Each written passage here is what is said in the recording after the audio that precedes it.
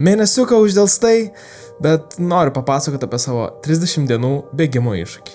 Praeitus metus praleidau tarnaudamas kariuomenėje kaip šauktinis. Tai mane labai stipriai performavo. Gal net labiau suteikė progą pertvarkyti save taip, kaip noriu. Ten aš radau disciplinuotą savo pusę. Baigus tarnybą ir grįžus į civilį gyvenimą, nenorėjau to paleisti. Tačiau gyvenimas yra gyvenimas ir disciplinos pusė manyje išblėso. Tiesiog labai lievai jaučiausi savo kūne. Suprantu, čia turi būti viskas labai tipo rimta ir kažką, bet reiktų kalbėti šitus dalykus paprasčiau, tai nuo tarnybos praėjus 6 mėnesiams priaugau 4 kg. Gal ir neatrodo labai daug, tačiau vien per tarnybą aš priaugau 11 kg, kas yra 15 per metus, o pastarieji 4 nebuvo sukomplektuoti gerai maitinantis ir daug sportuojant. Tai va taip gegužę aš nusprendžiau pradėti bėgti ir auginti ūsus. Challenge'as turėjo būti 5 km kiekvieną dieną, bet tada 9 dieną buvo perta prie 30 minučių plano. Nesvarbus greitis, svarbus bėgimo laikas. Tiesiog jaučiau, kad žiūrėti greitį tapo labai nenaudinga. Kiekvienas bėgimas virsdavo į lenktyniavimą su vakarykščiu savo rezultatu. Kalbant apie rezultatus, visus juos fiksavau senu geru draugu Garmin Fenix 3 laikrodžiu. Bet jau pirmos savaitės bėgėje įsigijau ir įvairius bėgimo duomenis gaudantį diržą. Paaiškinsiu paprastai. Diržas veikia panašiai kaip laikrodis, tik geriau. Pagrindinis parametras, kuris man rūpi, yra pulsas. Atrodytų skubotas pirkinys, bet išsiaiškinau, kad bėgimo pulsas gali super daug prisidėti prie rezultatų siekimo, bet apie tai vėliau. Užsiminsiu tik tiek. Vienintelis rodiklis, kurį nuosekliai sekiau bėgdamas, buvo pulsas. Tai va, diržo elektrodus reikia sušlapinti, norint stabilių ir tikslių duomenų. Tai kai dažnai užmiršti tą padaryti, tada darau tai.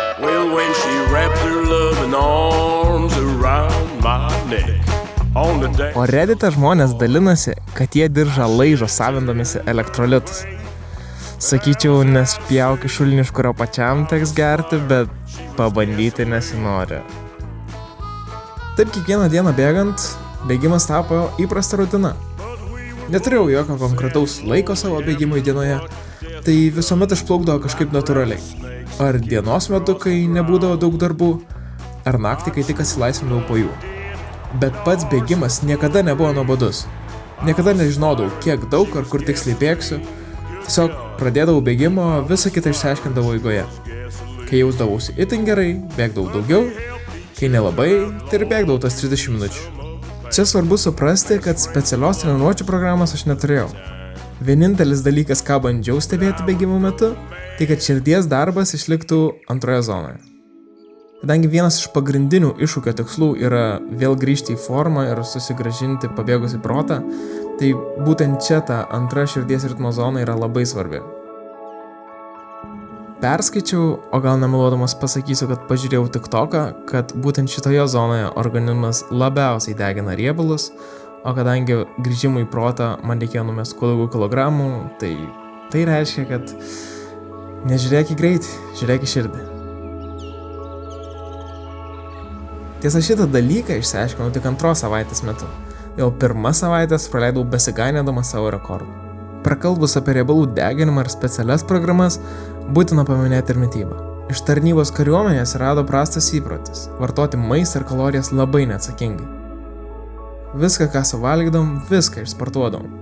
Tačiau grįžus valgiau be sustojimo ir užmiršau, kad nebėra tokio fizinio krūvio, kad galėčiau tą leisti. Tai vienintelis dalykas, kurį iššūkio metu ir pakeičiau, buvo šiek tiek sąmoningesnis valgymas. O gal tiksliau, nevalgymas, kai jaučiuosi sotus. Vidury challenge'o supratau, kad šita istorija nebuvo ir niekada neturėjo būti tik apie casual bėgiojimą. Žinot, kai sako, kad sportas paleidžia endorfinus, tai jauties labai gerai, tai to aš nelabai jaučiau. Gerai jaučiausi tik bėgdamas, nes kiekvieną kartą sustojus pasaulis mane pasivydavo ir aš vėl krisdavau į apmaudą. Dėl to mano 30 minučių bėgimas virsdavo į valandą, o grįžimas namo į plūduriavimą ežere.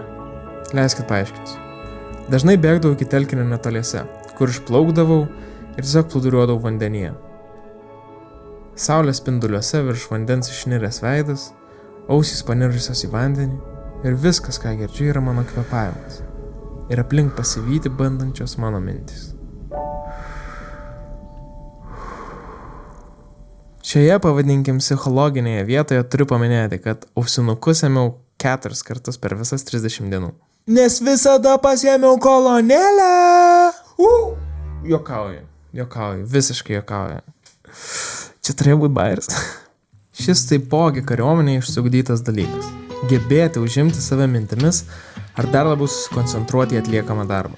Tai ausinukus ėmiau porą kartų, kai neturėjau laiko įprastų laiku pasiklausyti mėgstamų podcastų ir kai reikėjo pasikurti ir paįvairinti kasdienę veiklą. Kitokie paįvairinimai gaudavosi dažniausiai savaitgaliais, kai bėgdavau su Milda.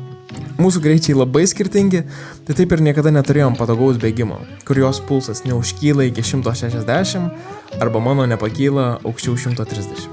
Vienam ramus bėgimas, kitam sprintas. Nenoriu per daug plėstis apie savo traumingų kelių istoriją, bet 7 metus gyvenau su pastoviom traumom, mikrosužeidimais ir nuolatiniais skausmais. Net kariuomenėje, kai jau atrodė, kad kojos sustiprėjusios, į tarnybos galą matyti pastovaus krūvio išsekintos kojos lėmė, kad aš vėl tapau trapučiu. Bet kariuomenė išmoko keltis nuo žemės ir pradėti stengtis iš naujo. Todėl ir šis iššūkis nebūtų turėjęs kitų variantų. 30 dienų skambėjo itin grėsmingai, bet dabar galiu sakyti, kad tokių beskausmių vakarų, kokius turiu dabar, aš neturėjau kokius 7 metus.